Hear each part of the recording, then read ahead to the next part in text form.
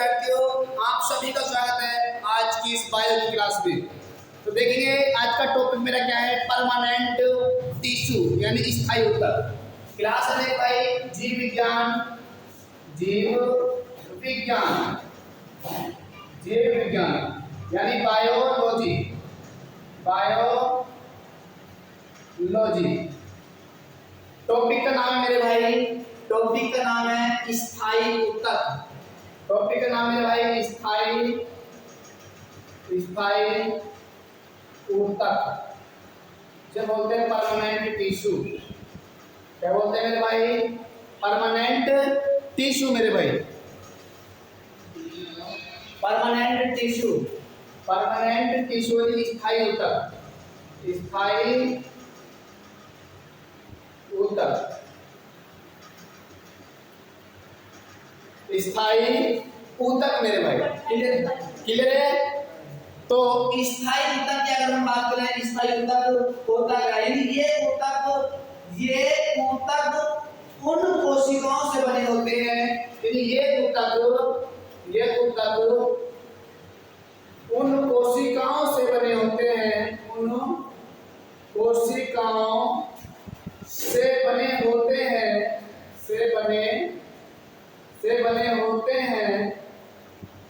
उन कोशिकाओं से बने होते हैं जो कोशिका विभाजन प्रक्रिया में, जो कोशिका विभाजन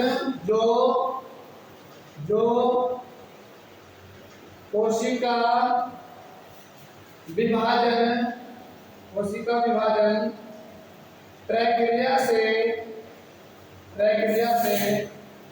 नहीं गुजरते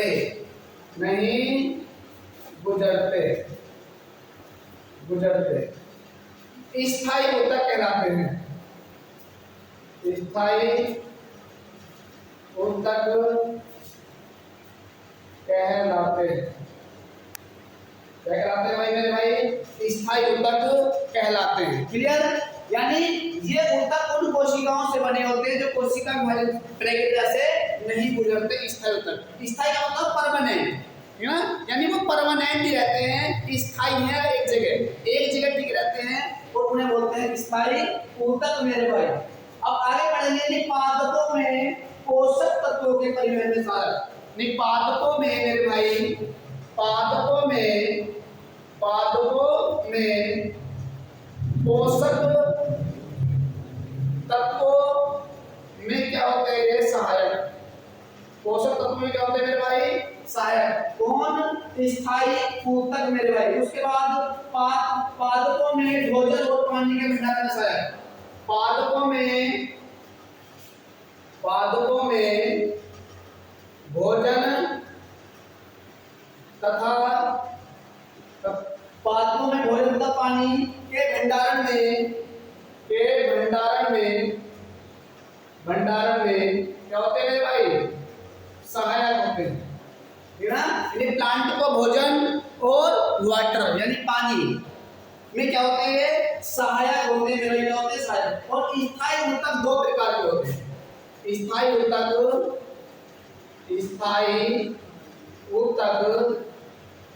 दो प्रकार के होते हैं। कितने प्रकार के मेरे भाई?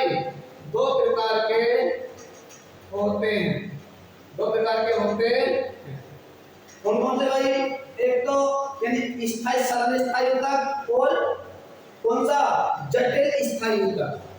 यानी जो स्थायी ऊतक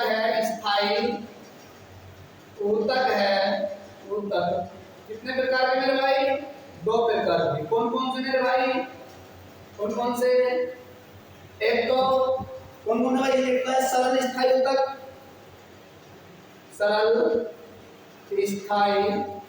ऊतक, एक होता है जटिल स्थायी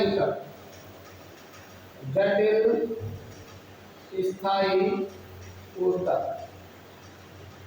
क्लियर?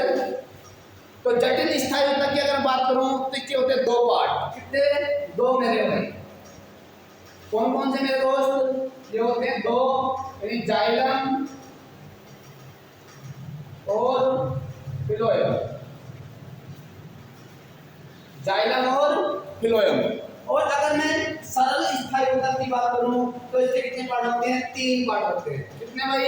इसके होते हैं 3 पार्ट। कितने भाई? 3। कौन कौन से भाई मेरे भाई? देखिए कौन कौन से पार्ट होते हैं? 3। कौन कौन से भाई? एक तो पैरेन्काइमा, जो होता है भाई पैरेन्काइमा,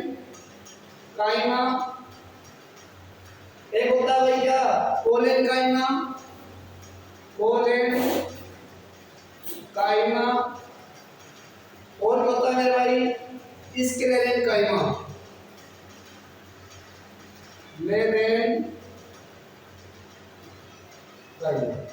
स्क्लेरेनकाइमा मेरे भाई। तो सरल स्थायी ऊतक के 3 पार्ट होते हैं और जटिल स्थायी ऊतक के 2 पार्ट होते हैं। तो सरल के पैरेन्काइमा, कोलेनकाइमा और स्क्लेरेनकाइमा, और जटिल के 2 जाइलम और फिलोएम। क्लियर मेरे भाई?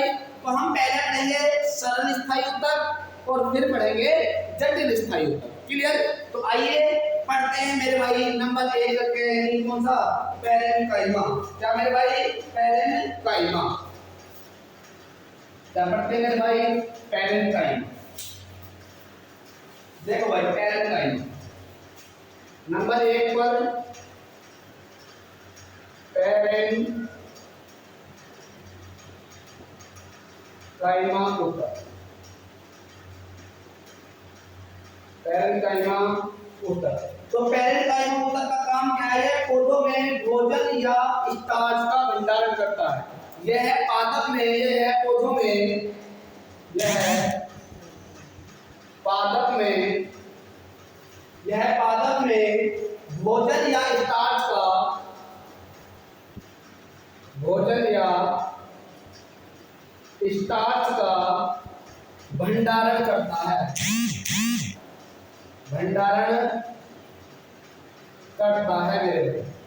कौन? पैरेन्काइमा जो ऊतक होता है यह पादप में भोजन या स्टार्च का भंडारण करता है। आगे ये नरम ऊतक होते हैं। क्या होते हैं मेरे भाई? ये नरम ऊतक होते हैं। कैसे होते हैं? ये नरम ऊतक होते हैं मेरे भाई, ये नरम ऊतक होते हैं मेरे दोस्त। अगर मैं बात करूं, यह पादपों की जड़ों और फूलों में पाए जाते हैं। यह पादपों की, यह पादपों की जड़ों एवं फूलों में पाए जाते हैं, फूलों में पाए जाते हैं, पाए जाते हैं मेरे भाई। ठीक है ना? कितने मेरे भाई? यह पादपों की जड़ में और फूलों में पाए जाते हैं। कौन सा ऊतक? पैरेन्काइमा। पोषक तत्वों के परिवहन, आगे में पोषक तत्वों के परिवहन, पोषक तत्वों के परिवहन, तत्वों के परिवहन, पोषक तत्वों के परिवहन और प्रकाश संश्लेषण में, और प्रकाश संश्लेषण में, प्रकाश संश्लेषण में क्या होते हैं मेरे भाई? सहायक होते हैं। क्या होते हैं? सहायक होते हैं, सहायक होते हैं। क्लियर? उसके बाद देखेंगे मेरे भाई इन ऊतकों में, इन ऊतकों में, आगे देखेंगे इन ऊतकों में कोशिका के बीच,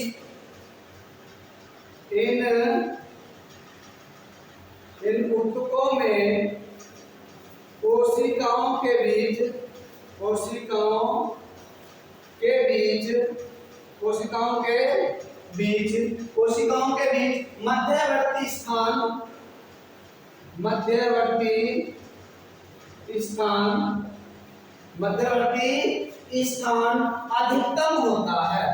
क्या होता है मेरे भाई? अधिकतम होता है, अधिकतम होता है।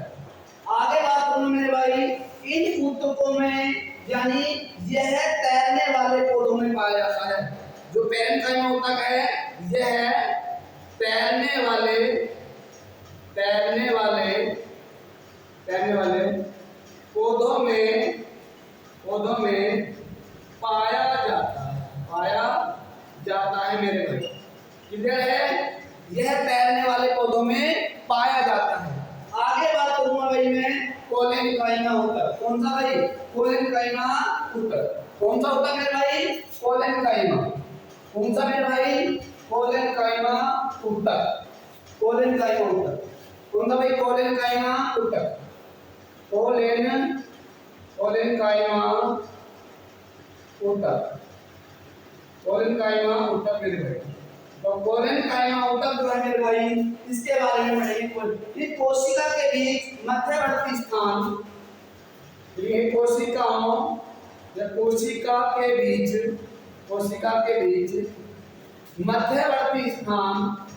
मध्यवर्ती स्थान पेरेन्काइमा के मुकाबले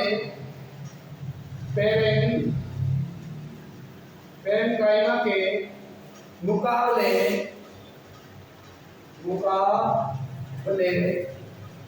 थोड़ा कम होता है, थोड़ा कम होता है।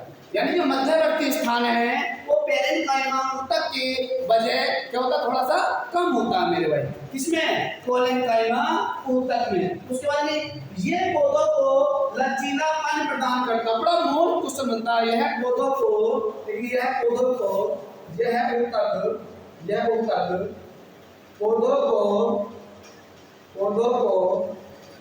लचीलापन प्रदान करता है।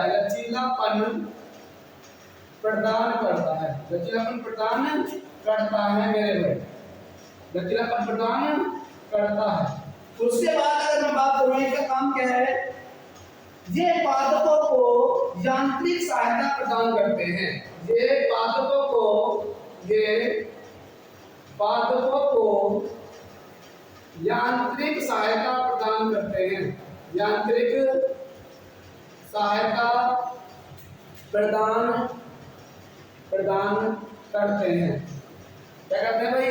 ये है जो प्लांट होते हैं पौधों को यांत्रिक सहायता प्रदान करते हैं मेरे भाई। क्या करते हैं? यांत्रिक सहायता प्रदान करते हैं। उसके बाद लिखेंगे तीसरा पॉइंट। कौन सा था तीसरा पॉइंट? स्क्लेरेन्काइमा। कौन सा भाई? क्या भाई?